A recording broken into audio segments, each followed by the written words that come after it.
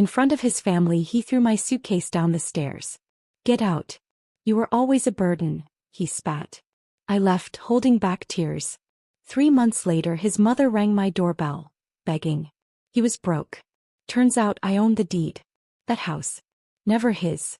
And I just sold it. "Get out. You were always a burden," Nathaniel spat, his words cutting through me like shards of glass. I watched in horror as my suitcase tumbled down the wooden staircase, clothes spilling across the foyer like scattered memories. His mother Ava stood behind him, arms crossed, a satisfied smirk playing at the corners of her thin lips. The rest of his family, gathered for their weekly Sunday brunch, simply watched in silence as if my humiliation was just another course in their meal. But I'm getting ahead of myself. That devastating moment came later. My story begins with another kind of loss. Before I share how my life changed forever that Sunday morning, I want to thank you for joining me today. If you enjoy stories about finding strength when others underestimate you, consider subscribing. It's free and connects you with others who understand that sometimes the quietest revenge is the most satisfying. Now let me show you how I turned being thrown out of a house into the most empowering moment of my life. 3 months earlier, I stood in my childhood home, surrounded by cardboard boxes and the lingering scent of my mother's favorite lavender candles. The silence was deafening. Just 2 weeks ago, both my parents had been killed in a head-on collision with a drunk driver on Route 16. Now I was alone, sorting through their belongings, each item a painful reminder of what I'd lost. I picked up the framed photo from their wedding day. My father looking dapper in his rented tux, my mother radiant in her simple white dress. They weren't wealthy people. Dad worked 40 years at the local factory and Mom cleaned houses for families across town. They'd saved every penny to put me through nursing school, proud that I'd be the first in our family with a college degree. "Violet." I brought some more boxes from the garage. Nathaniel's voice pulled me from my thoughts. He'd been my rock these past 2 weeks, handling funeral arrangements, dealing with insurance companies, bringing me food when I forgot to eat. "Thanks," I managed, wiping tears with the back of my hand. I didn't realize they had so much stuff. Nathaniel wrapped his arms around me from behind, his chin resting on my shoulder. "You don't have to do this all at once, you know. The estate agent said we have until the end of the month." The estate agent. Another reminder that I needed to sell my childhood home to cover my parents' modest debts and funeral expenses. There wouldn't be much left afterward. "What am I going to do, Nate?" I whispered, leaning into his embrace. "Where am I going to go?" His response came without hesitation. "You'll move in with me, of course." "With us? Mom's been wanting to meet you properly anyway." I'd only met Ava Prescott once, briefly at a restaurant.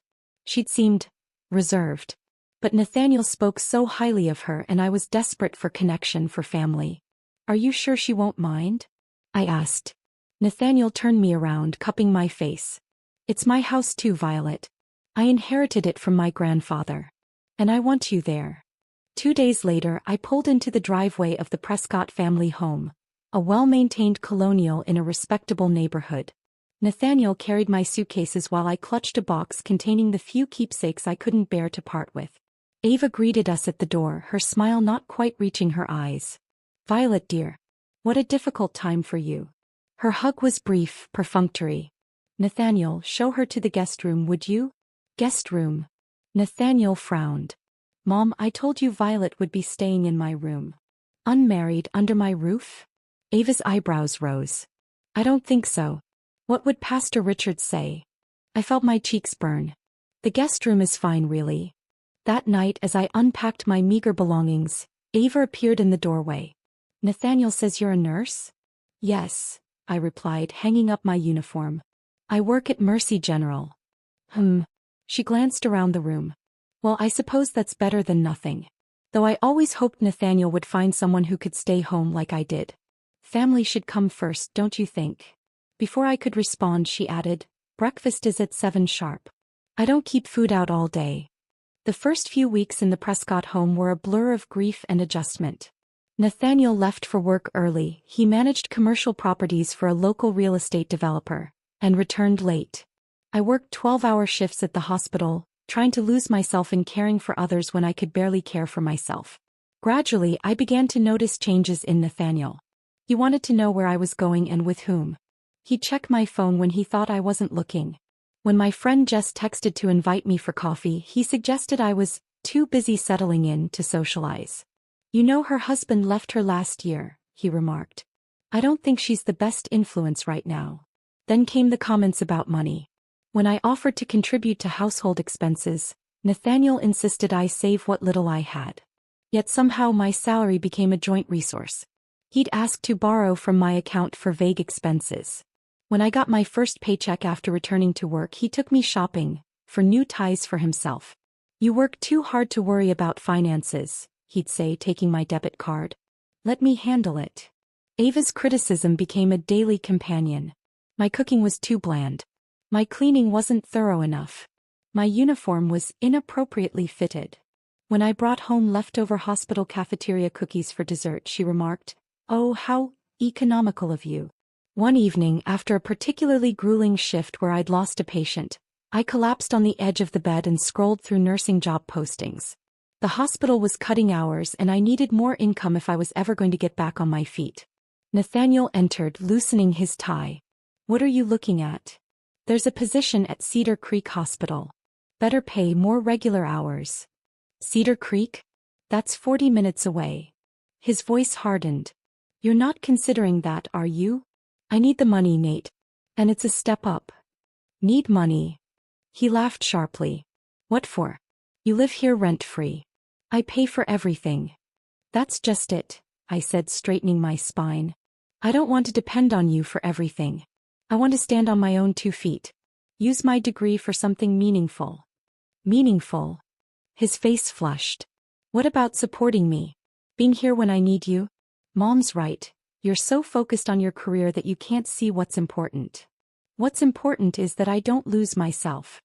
I hadn't meant to raise my voice, but weeks of bottled emotions came pouring out. My parents worked themselves to the bone so I could have this career, this independence. Independence. He grabbed my phone, jabbing at the screen. Is that what this is about? You want to leave? After everything I've done for you? That's not. I took you in when you had nothing. His shout echoed through the house. I gave you a home, family, and this is how you repay me. I heard Ava's footsteps in the hallway, pausing outside our door. Listening. Nathaniel, please. I lowered my voice.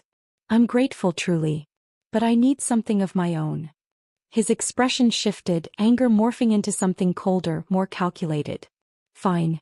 Apply for your job. But don't expect me to rearrange my life for your career ambitions. That night, he slept in the guest room, and I lay awake wondering how my safe harbor had so quickly become another storm to weather. What I didn't know then was that the real tempest was just beginning, and that my life was about to change in ways I could never have imagined. The morning after our argument, Nathaniel acted as if nothing had happened. He kissed my forehead before leaving for work, his smile a little too bright, his tone a little too cheerful. But something had shifted between us. A hairline fracture in what I once thought was solid ground. I had the day off and decided to finish clearing out my parents' house. The realtor was bringing potential buyers tomorrow, and I needed to remove the last of our belongings from the garage and workshop where Dad had spent countless weekends tinkering with old radios and building birdhouses for Mom's garden. The April morning was crisp as I pulled into the driveway one last time. Every visit felt like ripping off a bandage, exposing the raw wound of grief underneath. I unlocked the side door to Dad's workshop, dust motes dancing in the slanted sunlight through the windows. I worked methodically, sorting tools to donate, tossing worthless junk, and setting aside the few keepsakes I could justify keeping in my limited space at Nathaniel's house. In the back corner, partially hidden by an old tarp, stood Dad's heavy toolbox, a massive steel behemoth he'd bought at an estate sale 20 years ago. The bottom drawers stuck as they always had. I yanked harder, the metal finally giving way with a screech. Inside lay Dad's precision tools, each in its designated spot. Something about the drawer's dimensions seemed off, though. It wasn't as deep as it should be given the height of the toolbox. Curious, I removed the tools and felt along the bottom. My fingers caught on a nearly invisible seam. A false bottom. With trembling hands, I pried up the metal panel. Stacks of cash lay neatly arranged beneath, $100 bills bound with rubber bands, each stack exactly the same height. Beside them was a sealed envelope with my name written in Dad's careful handwriting.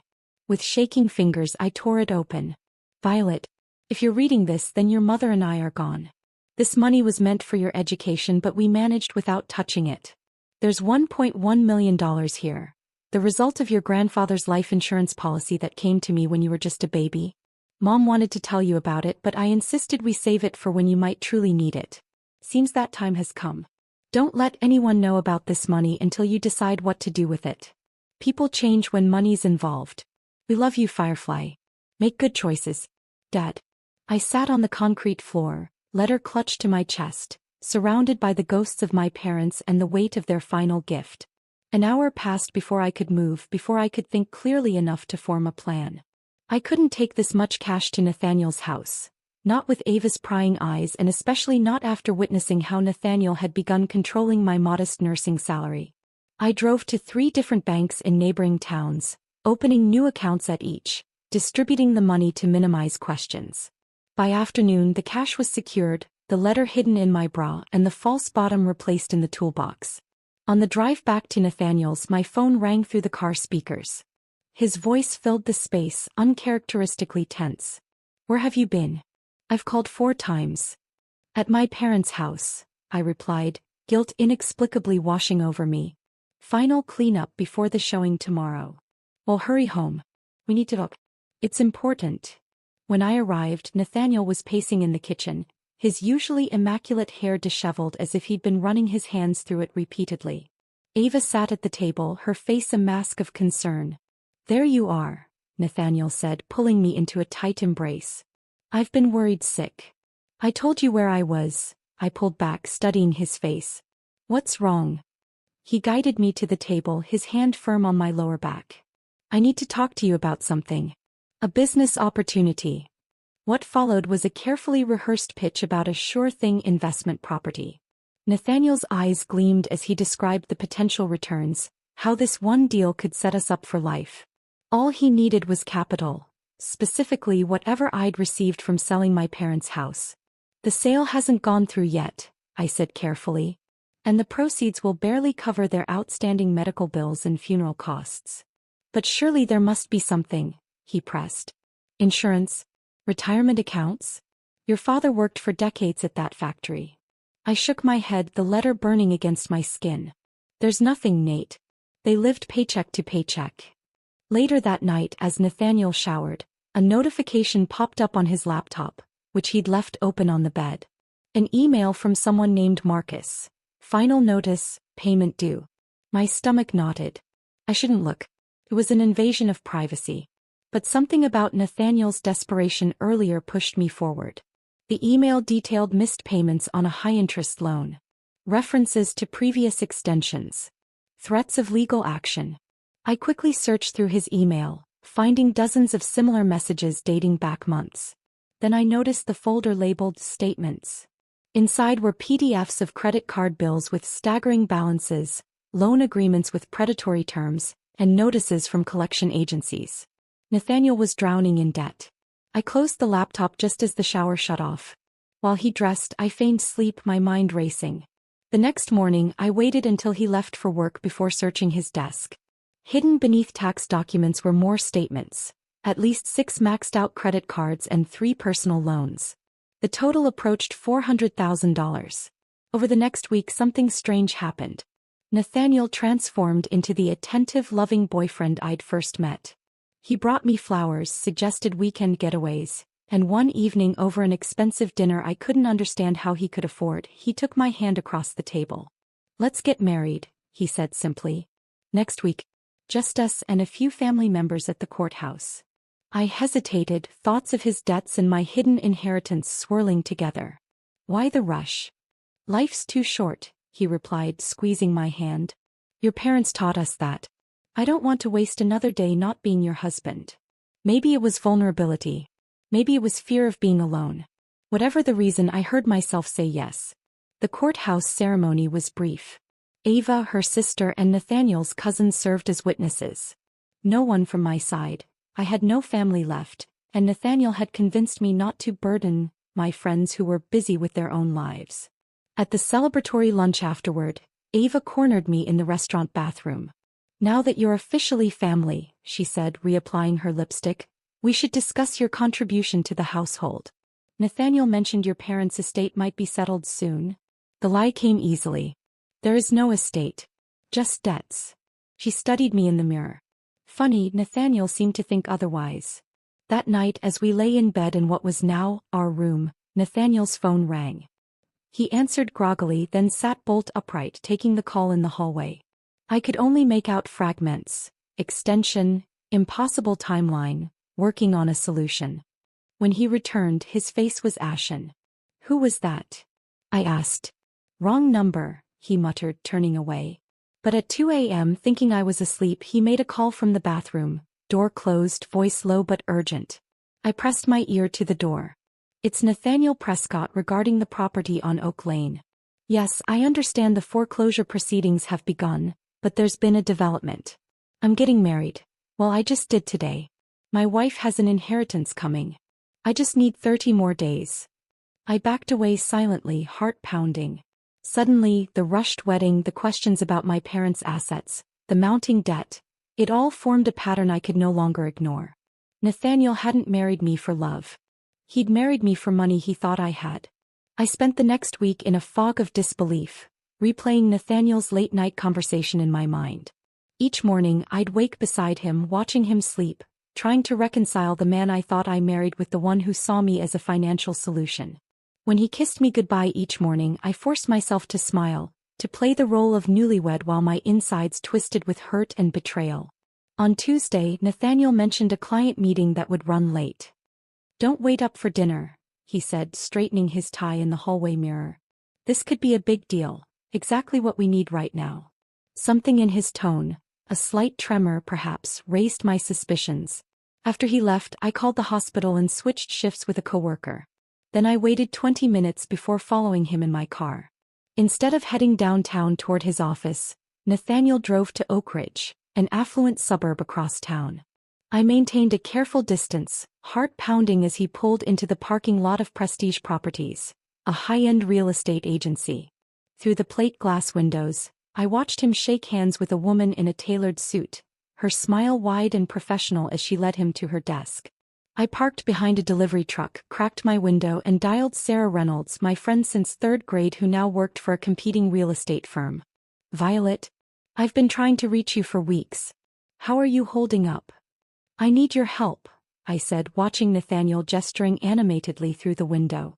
Can you run a property search for me? Right now. 20 minutes later, Sarah texted me screenshots of property records for the house on Oak Lane, Nathaniel's family home. According to county records, the property had been in the Prescott family for 3 generations, but most recently had been remortgaged twice. The outstanding loan amount was nearly equal to the property's value, and payments were 4 months in arrears. Foreclosure proceedings had begun last month. The pieces clicked together with sickening clarity. Nathaniel's financial desperation, the hasty marriage, the constant questions about my parents' estate. I watched him exit the realtor's office with a folder tucked under his arm, his stride purposeful, relieved. Before driving away, he checked his reflection in the car window and straightened his shoulders. A man who believed he'd found his way out of a crisis. That evening, I waited until he showered before checking his briefcase. Inside was a listing agreement for the house, our house, with a note scrawled in the margin, 30 days max before bank action. The asking price was well below market value, a desperate attempt for a quick sale. As I slipped the document back, my hands shook with anger and an emotion I couldn't immediately identify. It took me a moment to recognize it, opportunity. The next day I met Sarah at a diner far from town, where no one would recognize us. I still don't understand, she said, stirring creamer into her coffee. Why would he list the house without telling you? Especially now that you're married. I explained everything, the debts, the midnight phone call, the rushed wedding. He thinks I'm coming into money from my parents. Money he plans to use to solve his problems. Sarah's expression hardened. That's not just dishonest, Vi. It's financial abuse. I know. But there's something else. I lowered my voice. I do have money. A lot of it. My dad left me over $1 million that no one knows about. Her coffee cup froze halfway to her lips. Are you serious? Completely. And I think I know exactly what to do with some of it.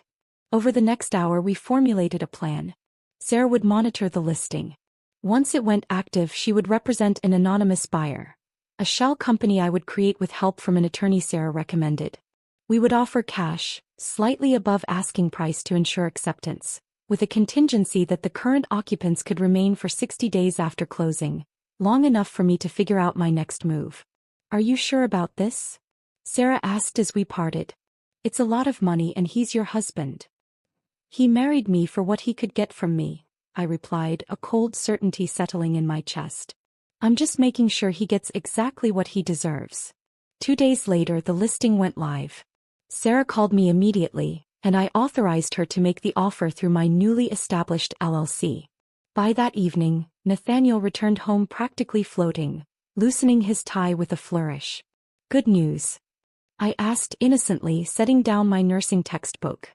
The best, he replied, pouring himself a generous whiskey.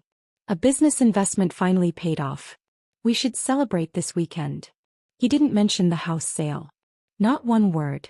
The following Monday, Nathaniel announced he needed to travel to Chicago for meetings. Just 2 nights, he assured me, kissing my forehead. When I get back we'll talk about our future. I have some exciting ideas. The moment his car pulled away I texted Sarah.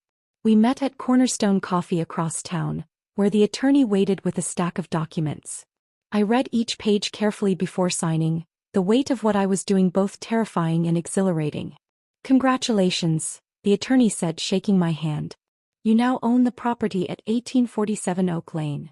I wrote a check for the full amount plus closing costs, $423,000.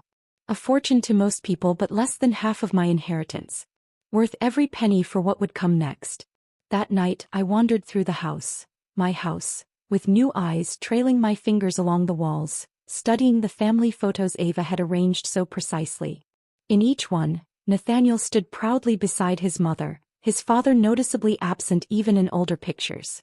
Had Ava's controlling nature driven him away? Was that the pattern Nathaniel was unconsciously recreating?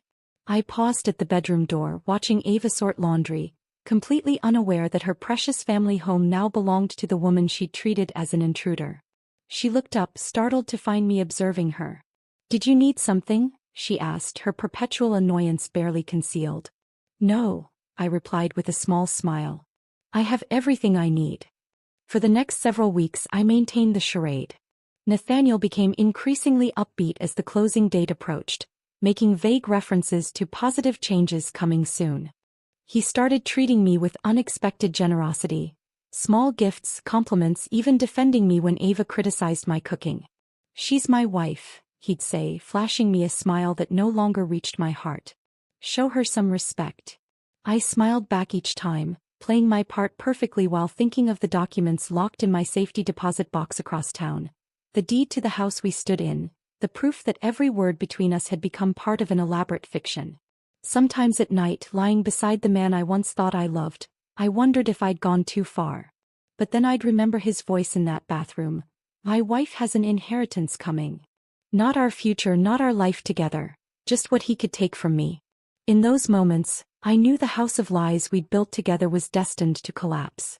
I was simply ensuring I wouldn't be buried in the rubble. The closing date for the house came and went. Though I now legally owned the property, Nathaniel had no idea. He expected the funds to appear in his account any day, growing more agitated with each passing hour. His mask of affection began to slip, revealing the desperation underneath. "There must be some hold-up with the paperwork," he muttered one evening, checking his phone for the 15th time in an hour. "The realtor promised the buyer was solid." "These things take time," I offered, carefully neutral. "Real estate transactions are complicated." He shot me a sharp look. "What would you know about it?" As days stretched into weeks with no money appearing in his account, the atmosphere in the house grew toxic. Ava began reorganizing the home, which somehow always resulted in my possessions being relocated to less desirable spaces. My nursing textbooks disappeared from the living room bookshelf, replaced by her collection of porcelain birds. My framed nursing degree vanished from the hallway wall. "Where are my things?" I asked one afternoon, searching for the handmade quilt my grandmother had sewn. Ava barely glanced up from her crossword puzzle. I put them in the basement for now. This is a Prescott home, dear. It should reflect our family history, not yours. I bit my tongue, remembering the deed with my name on it locked safely away. Our family history. If only she knew. That evening, I found my clothes pushed to one side of the closet, with half the hangers removed to make space for Ava's winter coats. In the bathroom, my toiletries had been boxed up and placed under the sink while Ava's expensive creams claimed the counter space. Your mother seems to be reclaiming territory, I mentioned to Nathaniel as we prepared for bed. She's lived here her whole life, Violet, he snapped. You've been here 5 minutes. Maybe try adapting instead of complaining. His words stung, but the coldness behind them hurt more. The man who had held me through my grief, who had promised to be my shelter in the storm, was gone. In his place stood a stranger whose eyes calculated my worth in dollars and cents, and found me wanting. The bank called Nathaniel the next day.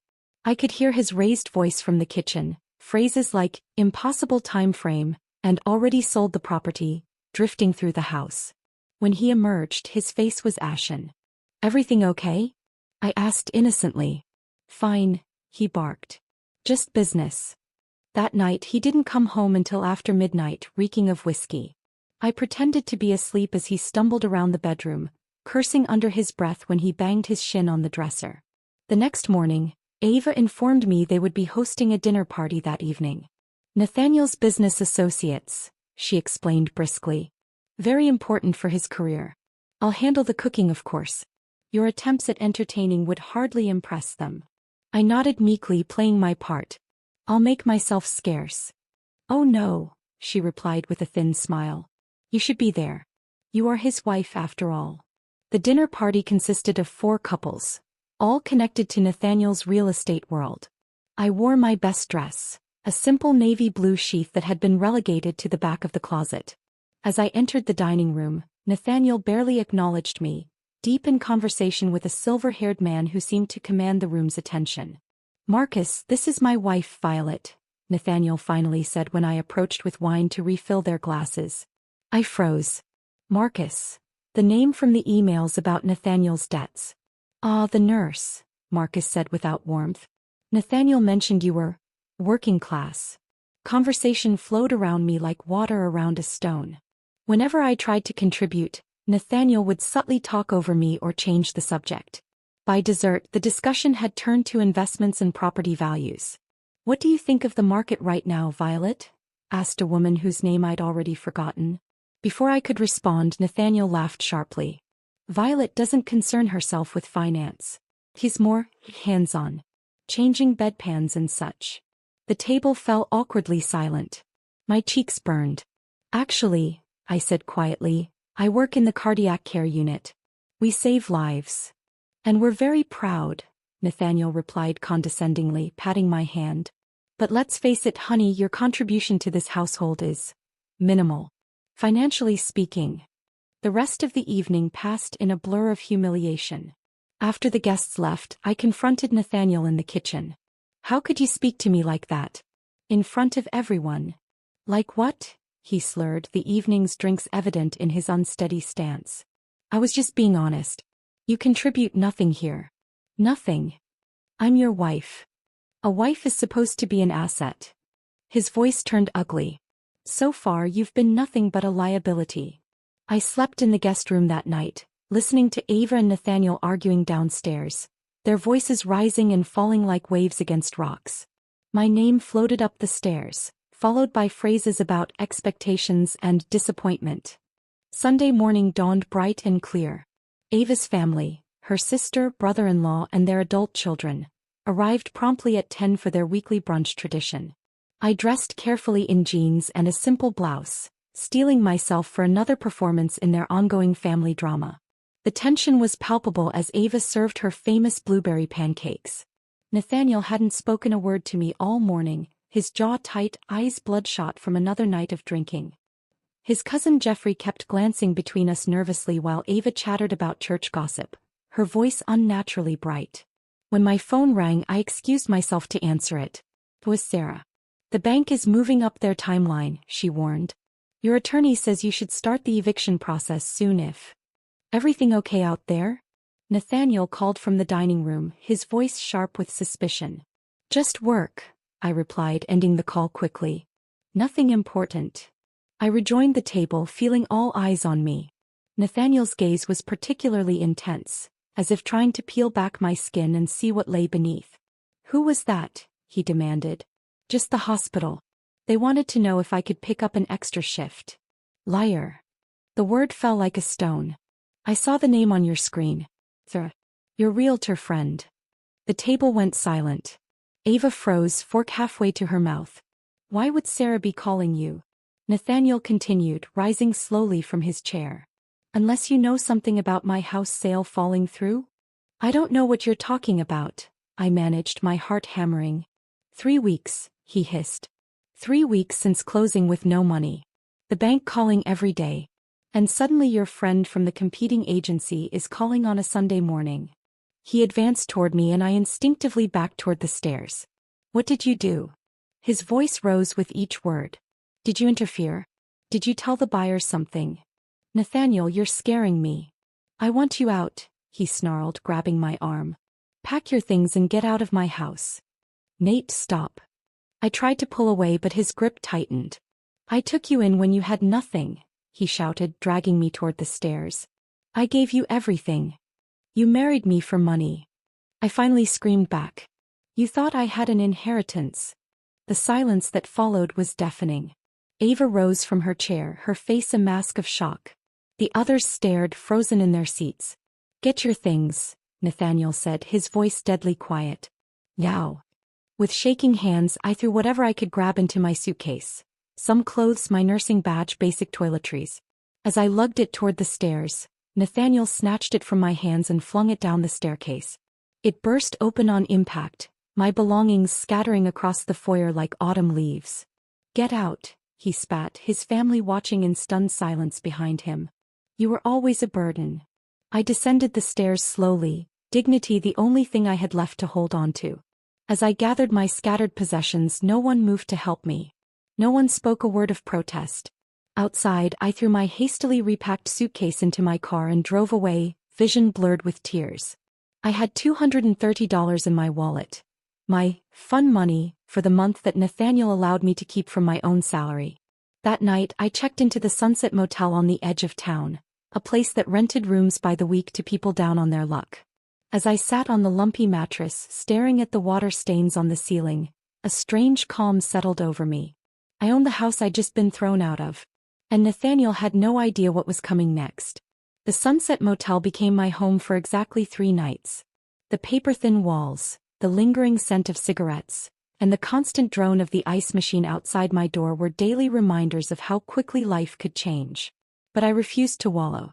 On the 4th day, I found a 1-bedroom apartment in a modest complex across town, using a small portion of my inheritance for the security deposit and first month's rent. The apartment was sparse. Just a bedroom, bathroom, and combined living room/kitchen with worn carpet and outdated appliances.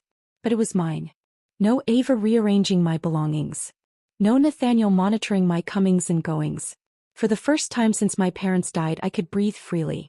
I requested extra shifts at the hospital, volunteering specifically for night rotation.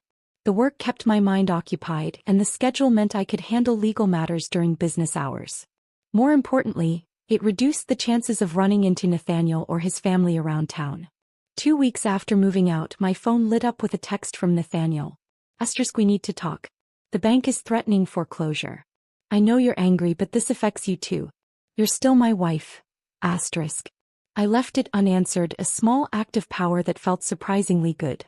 The texts continued, evolving from demanding to cajoling to increasingly desperate as days passed. Violet, please.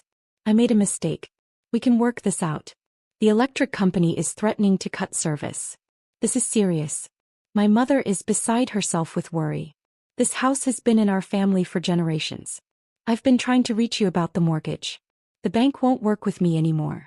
Each message confirmed what I already knew. Nathaniel was drowning. The house sale he'd counted on had mysteriously fallen through. The debts were piling up. And now his wife, his financial lifeline, had disappeared. I met with the attorney Sarah had recommended, A sharp-eyed woman named Elena Martinez who specialized in real estate law.